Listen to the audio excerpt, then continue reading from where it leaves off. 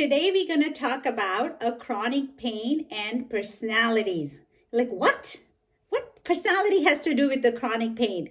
But you know what? There are so many people out there in the world, and not everybody has a chronic pain. Have you ever think about that?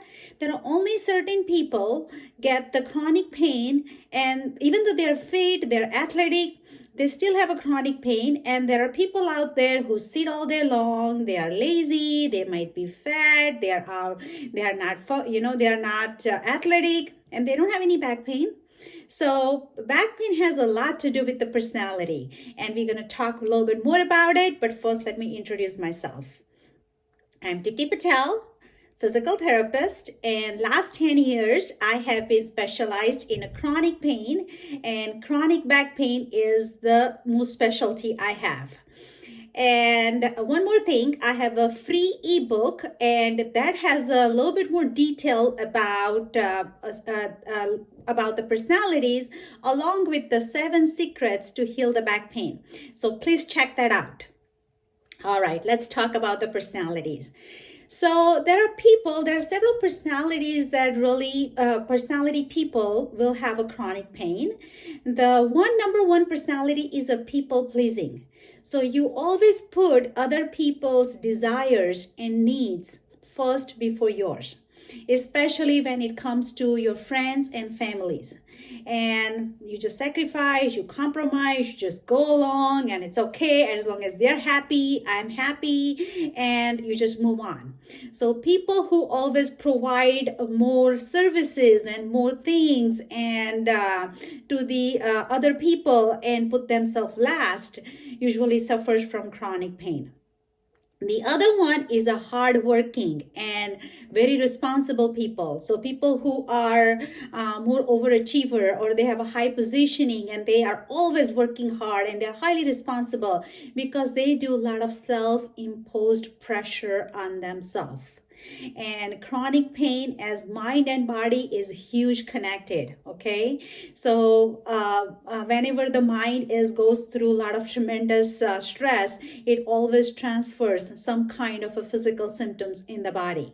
So that's why the personalities is the main thing. Personality is just the mind, how you think, how you do things, and that's what transfer into your physical pain. And that's a whole deep knowledge and the lesson right there. That may be for some other day. The other personality is perfectionalism. People who don't accept anything below 90%. They always want things perfect. They keep striving for best and better. Sometimes they give up even before they just don't want to do things because it's not going to be perfect. And this creates a lot of toxicity in your mind and also in the body in a long run for this perfectionist personality. The other thing is people who are extremely organized. They like their things certain way. They don't like if somebody comes and take up their stuff and don't put it where they belong. And if they have a clutter in the house or clutter in the work area and stuff, it just gets on their nerves. They just can't handle it. And those are the people suffer from the chronic pain. The other is it's a low self-esteem. They are introverted. They feel like, introverted is a good thing. I'm not saying introverted is bad, but they have a low self-esteem inside. They feel like, their opinions don't matter. They don't want to talk about in the meetings or in the families, and they just keep their feelings to themselves and never open up. The other is the anxious and catastrophic personalities. That means people are always worried. They're overly worried. If they don't hear from their kids or their spouse didn't come home or something, they all started worrying about, I hope they're alive. I hope they're not in accidents. Or, their mind just start racing and they just always start thinking the worst. If they have a stomach pain or something and they're like, oh my gosh, if I'll go to the doctor, and what if he tells me that I have a cancer? And they always worry too much. I'm just exaggerating. But those people are the worrisome personalities. So these personalities are highly linked with the chronic pain. So you're going to say, okay, so what do you do about that? Yes. So you need to dive deep. First of all, you have to find out why you are the way you are. So figure out what kind of personality you are first. and then sit down. Make sure it's a nice and calm area. And then you have to really dig deep here, that why are you, for example, a people-pleasing person? Most of the time this things goes all the way down to your childhood. Okay, the way you are raised, the environment you are raised, the people around you, all that stuff has played a role, and how you grew up and whatever the factors played a role there, that's what your personality becomes. And that's why maybe you are a people-pleasing person, because you were expected to do that at the early age on, and you always help the family members or the friends or the classmates and all that. And then eventually you feel like this is a good thing. I'm always, when I do that, I get appreciation from other people, or so forth. Or you were expected to do that, and you feel like you always want to do that more and more. But on the other hand, you're compromising yourself and your needs and your desires to fulfill the other person's desires. And this goes into your repressed emotions, and your ID is not happy. Ultimately, it threatens your ego, and the physical symptoms comes in place. So always treat yourself as your best friend, and you treat yourself first before you give it to the others. And once you do this, you will have so much to give it to the others when you take care of yourself first. So that's just the one example. So any of those things comes in, like if you talk about perfectionisms and stuff, just think why you do. Like, for example, for me, I used to be really highly perfectionist. For example, when we had to go to a Disney vacation, I have bought a 500 pages book. I read book from cover to cover. I wanted to know what are the areas to live. You want to stay inside the Disney or outside the Disneys, or where do you park, and how do you do this, and how do you take a shuttles, and what rides they have, and how do you take a fast pass, and what's the best way to go, and this and that. My kids were 5 and 8.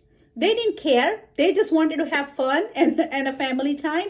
My husband was a careless, but I wanted to know all how many stars hotel this is, what do they provide, and what do they do this. That was totally unnecessary. I have spent about 4 months preparing myself to get ready for this vacation. And you know what? I got sick. When I got into the vacations, I got sick, and I was so tired on the day 5th that, these things are not worth it. So why did I go dive so much deep into these things? For what? So when you sit down, when you do things, and you look at your past and see, why do you do these things this way? Sometimes when I invite guests in my house, I want to get my house crystal clear. I want my switchboards are my floors are sparkling, my light switching boards are sparkling, my kitchen should be sparkling clean, my bathrooms will be clean, my garage needs to be clean. And by the time I get so tired, by the time they come, and you know what, nobody cares. Nobody go to my garage and take a look at what it looks like. Nobody looks at the stain here and stain there. Those things don't matter. What really matter is having a good time with the friends, and just provide them the relaxation time and the connection time. And those are the things important. And over the course of time, I learned that way, that being perfect on things is just not necessary. So let go of those things, because those creates more harm than good. So hopefully this helps. So sit down and look at these things. It needs a little time and more journaling and more self-looking, digging deeper into yourself to bring the healing within. All right. If you really like this, or you have any questions, concerns, insights, please comment below. I would love to I would love to hear from you. And if you want to follow me on my Instagram at Smart Functional Fitness, where I do provide ongoing information and tips and strategies there. Also, I have a private Facebook group called Chronic Back Pain. And that's where I provide some challenges and some tips and strategies as well to manage the back pain. And I also have a YouTube channel called Smart Functional Fitness, where I do in-depth videos about about elbow pain, hip pain, ankle pain, heel pain, or a neck pain, and maybe some yoga stretchings and stuff like that. So check that out as well. And if you think this information was helpful and you know someone who can benefit from this, please pass it along. Thank you so much for watching.